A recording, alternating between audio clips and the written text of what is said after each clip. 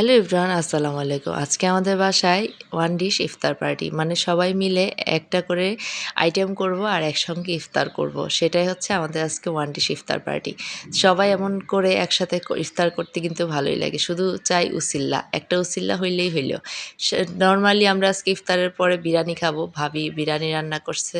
মানে আপা বিরিয়ানি বাটতেছে আর আমাদের ভাবি বিরিয়ানি রান্না করছে। সবাই মিলেমিশেই সবকিছু। এর মধ্যেই ভালোবাসা। যে যত কম খায় আর বেশি খায়, খাবারের মধ্যে তো সবকিছু না, সবকিছু হচ্ছে মনের মধ্যে আর ভালোবাসা। আর এই তো আজকের যা ছিল সবাই মিলে যা করেছি, আসলে ইফতারে তেমন আইটেম খুব বেশি ভালো কিছু না। ইফতারে যা থাকে তাই। তবে আমাদের স্পেশাল হচ্ছে সবাই একসাথে ইফতার করা। একটা উছিল্লা হইলেই হইল আমাদের। একসাথে ইফতার করার হইছে মেইন পয়েন্ট। আমরা একসাথে ইফতার করব, এটা হচ্ছে কথা। একসাথে ইফতার করার মধ্যে কিন্তু মজাই আলাদা।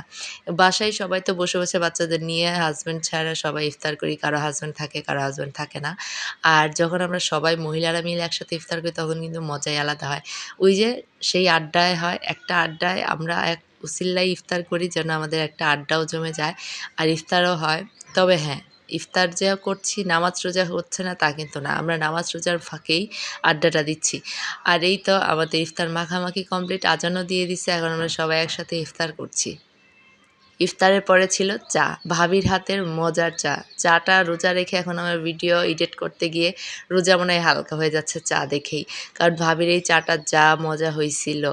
এরপরে হইছে বাচ্চাদের বিরিয়ানি। বাচ্চাদের খাওয়াই পরে আমরা খাবো। তো এইজন্য বাচ্চাদের আগে খাওয়াই দিচ্ছি। এই যে দেখেন সবগুলো একসাথে বসে মজা করে খাচ্ছে। খাবার খাওয়া শেষ করে ভাবির কাছ থেকে আবার বিরিয়ানি নিয়ে যাচ্ছি জামাইয়ের জন্য। দেখেন ভাবি আবার কত কিছু খাবার